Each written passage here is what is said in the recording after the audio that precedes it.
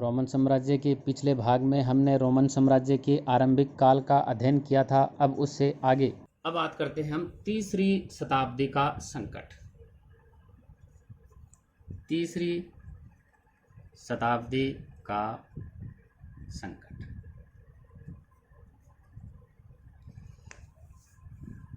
तो तीसरी शताब्दी का संकट है, इसका मतलब क्या है? जो पहली और जो दूसरी शताब्दी थी, उन दोनों शताब्दियों में रोम के अंदर शांति, समृद्धि और आर्थिक विस्तार की प्रतीक थी। वो दोनों जो पहली और दूसरी शताब्दी थी वो रोम की शांति, समृद्धि और आर्थिक विस्तार की प्रतीक थी। 200 अब बात करते हैं ससानी वंश की, यानी किस प्रकार से इनके संकट आ गया था तीसरी शताब्दी में। तो ईरान संकट लाने वाला ससानी वंश है। तो ससानी वंश के बारे में हम थोड़ी चर्चा करते हैं कि 225 ईस्वी के अंदर ईरान में कौन सा वंश उभरा? ससानी वंश। यानी जो ससानी वंश है वो ईरान में कौन से वर्ष उभरता है? 225 में। और 15 वर्षों के अंदर ये फरात नदी की दिशा में, यानी फरात की दिशा में पूरा फैल गया ये। और ईरान के जो शासक हैं, ईरान के शासक हैं कौन है? शापूर प्रथम ने दावा किया कि उसने 60,000 की सेना ली और किसका? रोमन सेना का इसने सफाया कर दिया।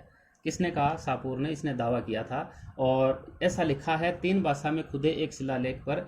और इसने रोम साम्राज्य की जो राजधानी थी, पूर्वी राजधानी, रोम साम्राज्य की जो पूर्व राजधानी थी, कौन सी थी? एंटियोक। और उसके ऊपर उसने कब्जा कर लिया। यानी जो ससानी राजवंश है उसकी 225 ईस्वी में तो स्थापना हुई थी और 15 वर्षों में ही वो फरात की दिशा में काफ़ी फैल गया था। और ईरान के जो शासक हैं शापूर प्रथम, उसने दावा किया कि 60,000 की सेना से उसने रोम का सफाया कर दिया और रोम की जो पूर्वी राजधानी है एंटियोक, उसके ऊपर उसने कब्जा कर लिया। ऐसा कहाँ मिलता है हमें? 3 भाषाओं में खुदे एक प्रसिद्ध शिलालेख में इस प्रकार की जानकारी मिलती है। अगले हम संकट के दूसरे संकट की बात करते हैं। दूसरा जो संकट है वो था जर्मन संकट। यानी जो जर्मन जो इसके अंदर जो संकट वाली, यानी उसके अंदर जनजाति थी, जर्मन जनजाति। और उनके अंदर जो मुख्य जनजाति थी वो थी एलमनाई, फ्रैंक एंड गॉथ।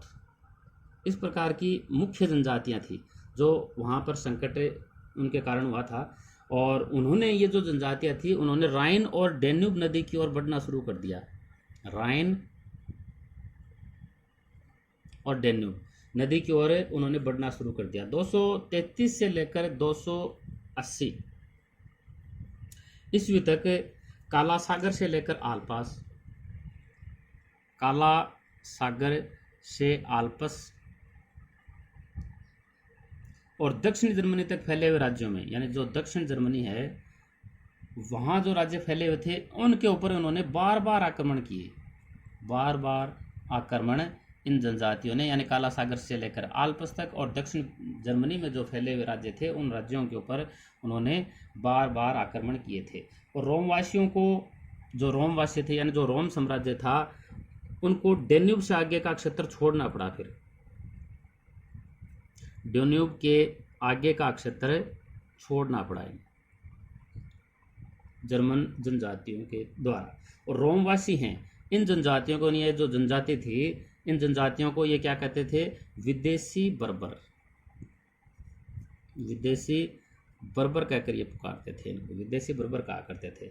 और कहते हैं कि तीसरी शताब्दी में, यानी तीसरी शताब्दी का संकट इसलिए भी कहा जाता है कि यहाँ 47 वर्षों में कितने सम्राट हुए? 25 सम्राट हुए। 25 सम्राट हुए।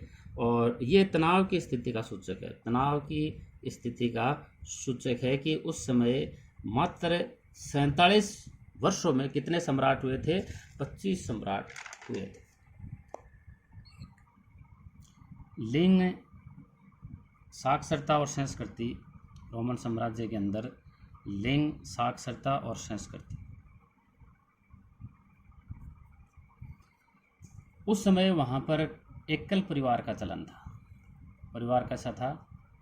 एकल परिवार, और एकल परिवार के अंदर उसके जो पुत्र हैं जो वयस्क हो जाते थे उनको भी शामिल नहीं किया जाता था, और जो भाई वयस्क होते थे वो भी इसके अंदर शामिल नहीं होते थे। और दासों को ज़रूर परिवार के अंदर शामिल किया जाता था।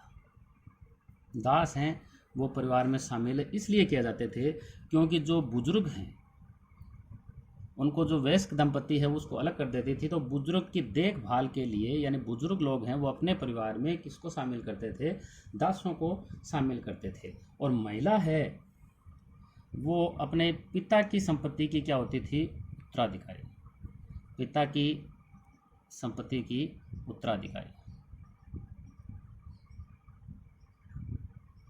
होती थी। यानी पिता की मृत्यु पर, जब पिता की मृत्यु हो जाती थी तो वह उसकी स्वतंत्र मालिक हो जाती थी, स्वतंत्र मालिक उससे संपत्ति की हो जाती थी। और पति अक्सर वो पति को अपनी संपत्ति है वो हस्तांतरित भी नहीं करती थी, पति को संपत्ति है वो हस्तांतरित नहीं करती थी, स्थानांतरित नहीं करती थी। महिलाओं को जो संपत्ति और स्वामित्व में, यानी जो महिला की हम बात कर रहे थे, जो संपत्ति है, संपत्ति के अंदर उसे स्वामित्व और संचालन, इन दोनों के उन्हें क्या मिले थे, कानूनी अधिकार मिले थे, कानूनी अधिकार महिलाओं को मिले हुए थे। तलाक देना उस समय, अगर हम बात करें तलाक की, तो तलाक उस समय आसान था। केवल विवाह भंग करने के इरादे से, सिर्फ इरादे से ही तलाक हो जाता था। यानी तलाक हम कह सकते हैं कि तलाक उस समय बहुत ही आसान प्रक्रिया थी। बात करते हैं हम विवाह की। विवाह है वो आयु की हम बात करें तो पुरुष के लिए जो विवाह की आयु थी वो थी 28 से 29 और 30 से 32 वर्ष, 30 से 32 वर्ष। जबकि अगर हम महिला की बात करें या फिर लड़के की बात करें तो लड़की के लिए आयु थी 16 से 18 वर्ष और 22 से 23 वर्ष। यानी पति पत्नी के बीच में अगर हम इस प्रकार से बातें करते हैं इसकी, तो अंतराल है वो ज़्यादा था, आयु अंतराल है वो ज़्यादा होने के कारण किसको बढ़ावा मिला, असमानता को बढ़ावा मिला। इसके कारण असमानता को बढ़ावा मिलता है। और विवाह है वो परिवार द्वारा नियोजित होते थे। विवाह किसके द्वारा नियोजित होते थे, परिवार द्वारा नियोजित। पति है, इस प्रकार के उदाहरण बहुत सारे मिले हैं कि जो पति हैं वो महिलाओं पर अक्सर हावी होते थे, महिलाओं पर हावी होते थे पति। जैसे एक कैथोलिक बिशप थे सेंट ऑगस्टीन। सेंट ऑगस्टीन के शब्दों में, यानी सेंट ऑगस्टीन क्या कहते हैं कि उनके पिता हैं, यानी सेंट ऑगस्टीन कहते हैं कि उनके पिता, जो उनके माता थी, उसकी नियमित रूप से पिटाई करते थे। और हमारे पिता ही नहीं, अन्य घरों में भी इस प्रकार से होता था। अन्य घरों में भी जो पत्नियां थी उन पत्नियों को लगभग पिटा जाता था। और उत्तरी अफ्रीका के कहाँ के थे, यानी ये जो सेंट ऑगस्टीन थे वो कहाँ के थे, उत्तरी जो अफ्रीका है, अफ्रीका के हिप्पो नामक नगर के बिशप थे ये। हिप्पो नामक जो नगर है उसके क्या थे ये, बिशप। और इनका जो प्रारंभिक जीवन है, अधिकांश जीवन वो कहाँ बीता था, उत्तरी अफ्रीका में बीता था। और वहाँ पर ही उन्होंने बताया कि इस प्रकार की वहाँ स्थितियाँ थी महिलाओं की कि मेरे पिता द्वारा मेरी माता को अक्सर पिटा जाता था। और ये सिर्फ हमारे घर में नहीं था, अन्य घरों में भी इसी प्रकार पत्नियों को पिटा जाता था। और पिताओं का बच्चों पर कानूनी अधिकार ज़्यादा था। अगर बात करें पिता की तो बच्चों पर उनका कानूनी अधिकार था, बच्चों पर कानूनी अधिकार।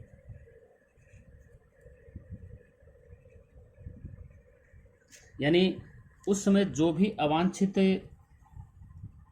बच्चे हो जाते थे, अवांछित जो बच्चे हो जाते थे, उनको अधिकार इतना था कि उनको जिंदा रखें या फिर मार डालें। ये इस प्रकार का कानूनी अधिकार भी उन्हें प्राप्त था पिताओं को कि अगर वो चाहें तो उन बच्चों को जिंदा रख सकते हैं, अगर वो चाहें तो उन्हें मार भी सकते हैं। बात करते हैं हम साक्षरता की। तो साक्षरता उस समय सिर्फ हम कह सकते हैं कि जी काम चलाऊ थी, काम चलाऊ साक्षरता थी उस समय। और इसके उदाहरण की अगर हम बात करें कि किस प्रकार से काम चलाऊ थी, तो पोम्पई जो नगर है, पोम्पई नगर के, यानी ये इस समय अस्तित्व में नहीं है, 79वीं ईस्वी के अंदर ये ज्वालामुखी फटने से, ज्वालामुखी के फटने से इस दफन हो गया था। और यहाँ की गलियों के अंदर क्या मिलते हैं, विज्ञापन मिलते हैं। इस शहर की जो गलियाँ हैं उसके अंदर विज्ञापन और अभिलेखन देखने को मिलते हैं इस शहर की गलियों में। और ये मजाकिया विज्ञापन है, ये भी कैसे हैं, मजाकिया हैं, ज़्यादा है नहीं। और अन्य की हम बात करें तो मिस्र में सैकड़ों पेपायरस मिस्र से प्राप्त हुए हैं, सैकड़ों की संख्या में पेपायरस, जिनके ऊपर दस्तावेज लिखे हुए हैं, दस्तावेज लिखे हुए हैं। और ये दस्तावेज ये बताते हैं कि अमुक व्यक्ति है वो पढ़ा हुआ है और अमुक व्यक्ति नहीं पढ़ा हुआ है, यानी पढ़े लिखे के बारे में बताते हैं ये कि कौन व्यक्ति पढ़ा हुआ है और कौन व्यक्ति नहीं पढ़ा हुआ है, इसके बारे में ये सूचना देते हैं। और लेकिन अगर हम बात करें कि साक्षरता है वो ज़्यादा कहाँ थी, यानी कौन कौन से कैटेगरी के लोग ज़्यादा पढ़े हुए थे, तो उसके अंदर जो सैनिक हैं, सैनिक, फौजी अफसर और संपदा प्रबंधक, संपदा प्रबंधक, इनके अंदर औरों की अपेक्षा साक्षरता अधिक थी। और जो समुदाय थे उसके मुकाबले इनके अंदर अधिक साक्षरता थी। अब हम बात करते हैं तीसरी कैटेगरी की, यानी हमारा टॉपिक था लिंग, साक्षरता और संस्कृति की। साक्षरता की हमने कर ली, लिंग की हमने पहले करी है। अब हम बात करते हैं संस्कृति। तो वहाँ पर सांस्कृतिक विविधता थी, यानी संस्कृति की दृष्टि से वहाँ का जो जीवन था वो कैसा था, विविधतापूर्ण था। जैसे जो धार्मिक संप्रदाय हैं, धार्मिक संप्रदाय, स्थानीय देवी देवता,